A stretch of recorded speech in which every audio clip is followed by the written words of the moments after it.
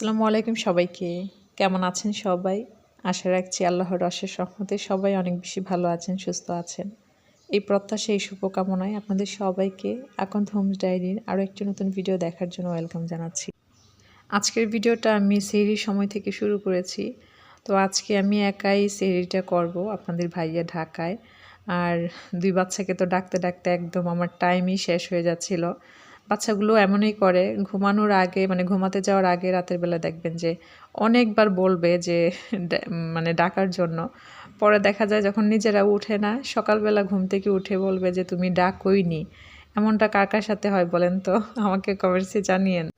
আর শুধু যে ব্লেম করে ডাকেনি তা না, খুব বেশি মন খারাপ করে, বিশেষ করে আমার মেয়েটা। তো যাই হোক, আমি রাতের বেলায় মানে সন্ধ্যা রাতেই সেহরিতে যা যা খাবো একটু গুছিয়ে রাখি। তো বাচ্চারা যখন মানে যেদিন সেহরি করে তখন তো এক ধরনের প্রস্তুতি থাকে। তো তাই জন্য ওদের উঠা না ওঠার উপর আমার মানে সেহরির খাবার দাবার রেডিটা ডিপেন্ড করে। যদিও সেহরির সময় আসলে খুব যে একদম গুছিয়ে টুছিয়ে খাওয়া হয় ওরকম না, যত থালাবাটি কম ভরানো যায় ততই ভালো। শুধু সেহরি না, ইফতার টাইমের ক্ষেত্রেও সেম। আমি চেষ্টা করি যে অন্যান্য দিনের মানে অন্যান্য সময়কার থেকে রোজার মধ্যে যেন মানে যত কম থালাবাটি হয় আর কি। তো এখানে আমি আমার মেনু অনুসারে টুকটাক খাবার আগে থেকে রেডি করে রেখেছিলাম, যেমন চিড়াটা ভিজিয়ে রেখেছিলাম। তারপর হচ্ছে দুধের সাথে একটু চিয়া সিড অ্যাড করবো, সেটাকে ভিজিয়ে রেখেছিলাম। তবে সব দিন যে মেনু অনুসারে খেতে পারি তা কিন্তু না। অনেক সময় দেখা যায় এই ধরনের খাবার খাওয়ার পরে মুখে কেমন একটা মিষ্টি ভাব লেগে থাকে, তাই জন্য অনেক সময় শুধু তরকারিও খাই, এমনটাও করি। তো এখানে আমি নর্মাল যে দুধ মানে জাল করার পরে সেই দুধের সাথে চিয়া সিড অ্যাড করে দিলাম, এখন চিরা দিয়ে নিচ্ছি।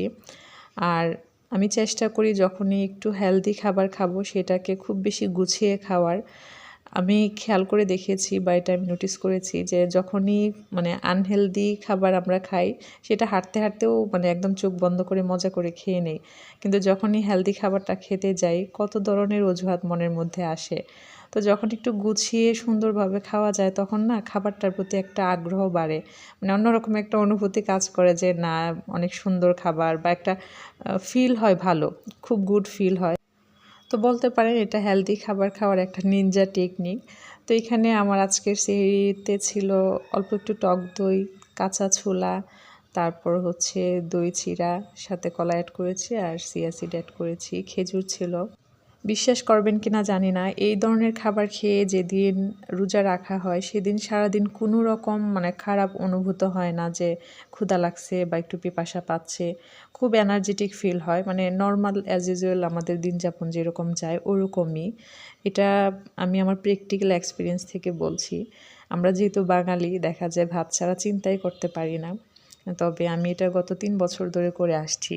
ওই যে বললাম রেগুলার না। তো যাই হোক, সেহরি খেয়ে আমি আর ঘুমাইনি। এই সময়টা যে কি পরিমাণ ভালো লাগা কাজ করে বারান্দায় একটু হাঁটাহাঁটি করলে বা বাহিরের ভিউর দিকে তাকালে।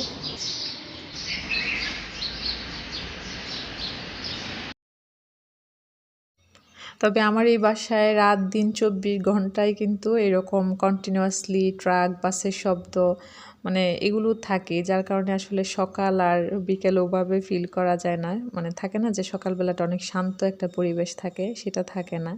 তবে এই সময়টায় যে পাখির শব্দ সেটা খুব এনজয় করি। তো যাই হোক, এখন একদম মানে প্রায় 8টার দিকের এই ফুটেজটা। তো আমি হচ্ছে আপনাদের ভাইয়ার জন্য এখানে ড্রেস আয়রন করে নিচ্ছি। ড্রেস আয়রন করা আছে, জাস্ট একটা প্যান্ট আয়রন করে নিলেই হবে। আমি চেষ্টা করি রোজার সময় সেহরি খাওয়ার পর আর না ঘুমাতে। যখন দেখি যে না খারাপ লাগতেছে তখন হয়তো শুই, তবে সব দিন সমান না। অনেকে আছেন যারা হয়তো বা সারা রাত জেগে থাকেন, দেন সেহরি খেয়ে নামাজ পড়ে তারপর ঘুমিয়ে পড়েন, দেন একটু হয়তো বা লেট করে ওঠা হয়। আমরা যেটা করি সেহরি খেয়ে আর না ঘুমিয়ে তারপর যদি খারাপ লাগে হয়তো বা 12:30 1টার দিকে মানে জোহরের নামাজটা পড়ে দেন একটু শুয়ে পড়ি।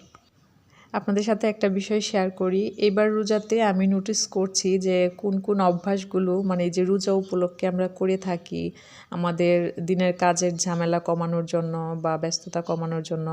আবার দেখা যায় হয়তো বা এমন কিছু অভ্যাস অটোমেটিকলি হয়ে যায় যেটা এই রোজাকে কেন্দ্র করে। তো ওই অভ্যাসগুলো যেন সারা বছর ক্যারি করতে পারি, তার জন্য আমি খুব নোটিস করে ওগুলো হচ্ছে নোট ডাউন করে নিচ্ছি। ইনশাল্লাহ আপনাদের সাথে হয়তো বা শেয়ার করব পরবর্তীতে। কথায় আছে না, আমরা হচ্ছে আমাদের অভ্যাসের সমষ্টি। আসলে একটা মানুষ যখন ভালো অভ্যাস তৈরি করতে পারে, সেই অভ্যাস কিন্তু ওই মানুষটাকে তৈরি করে দেয়। তো এই ছোট ছোট বিষয়গুলো এত হয়তো বা ডিপলি আমরা চিন্তা করি না। তো যখন মাথায় আসে তখন মন চায় আপনাদের সাথেও শেয়ার করি। কে কীভাবে নেন ঠিক জানি না। তো যাই হোক, ভিডিও রিলেটেড কথা বলা যাক। বাচ্চাদের স্কুল খোলা থাকলে দেখা যায় মায়েদের রোজার দিন আর রোজার না দিন সব দিন একই রকম। তো আমার তো ছেলেটার স্কুল খোলা, ওকে সকাল সকাল বিদায় করতে হয়। তো যদি রোজা থাকে তো রোজা থাকে, রোজা না থাকলে ওর খাবার দাবারের একটা টেনশন থাকে। তো চেষ্টা থাকে সিহিরির জন্য যখন রান্না করি তখনই যেন ওরা রোজা না থাকলে ওদের দিনের বেলার খাবারটা রেডি করে রাখতে পারি। তো আজকে সকালবেলা হঠাৎ করেই আমার কিচেনে যে ফ্লাগটা আছে, তো ওইখানে জাস্ট আমি পানি গরম করার যে ঝকটা আছে ওইটা দিয়ে সুইচটা অন করেছি, সাথে সাথে ব্রাস্ট হয়ে কিচেনের লাইট, আমার অন্যান্য রুমের 1-2টা লাইট চলে গেছে। তো অন্ধকারেই সকালবেলার কাজগুলো সেরে নিয়েছি।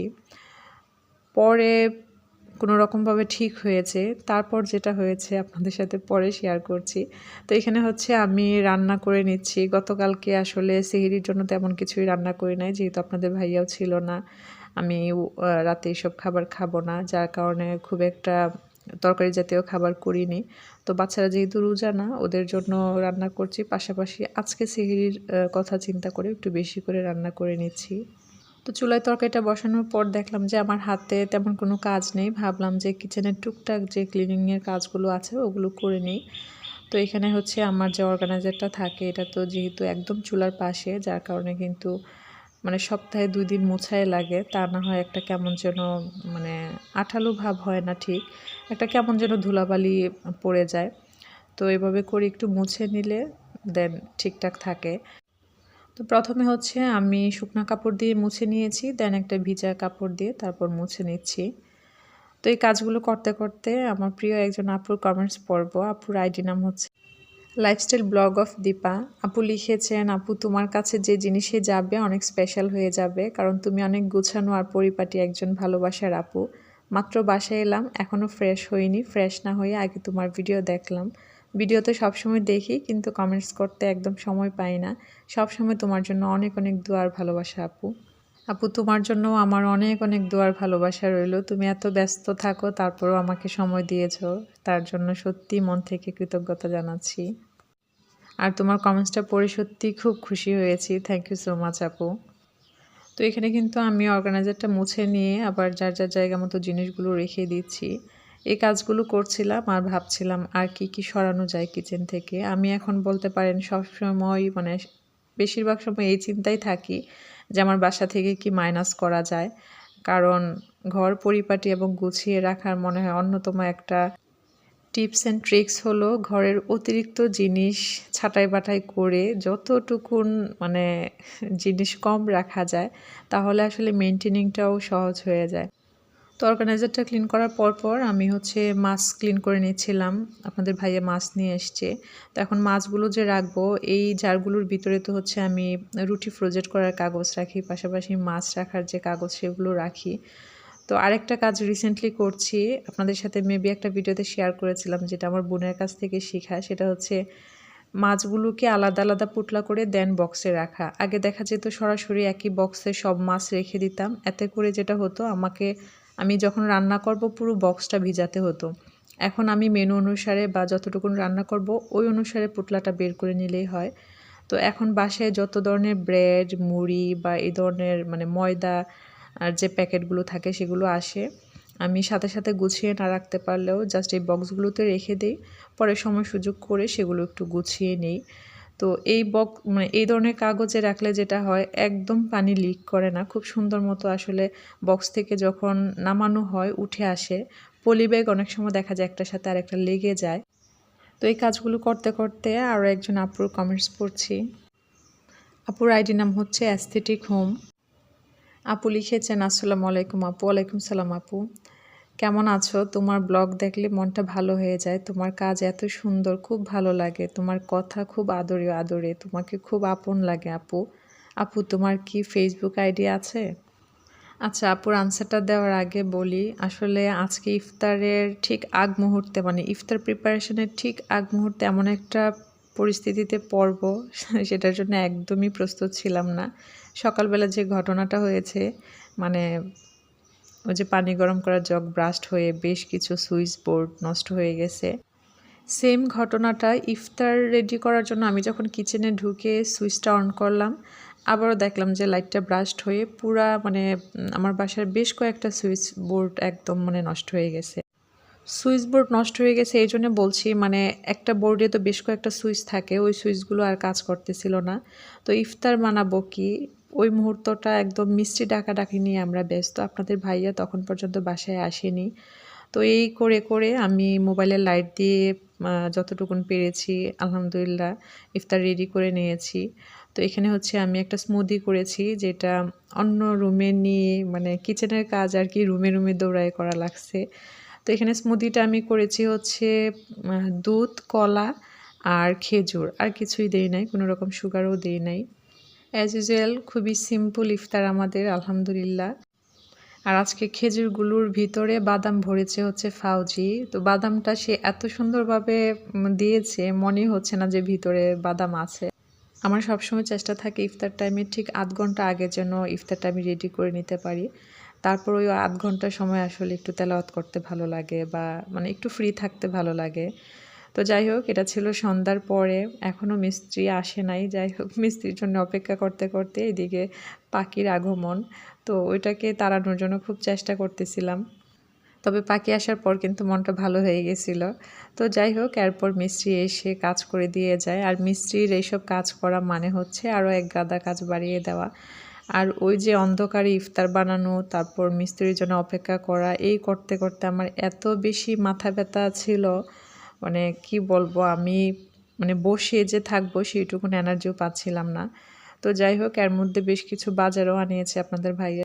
তো বাজারগুলো এখন আর গুছাবো না, কিচেনের একটা কর্নারে রেখে দিয়েছি।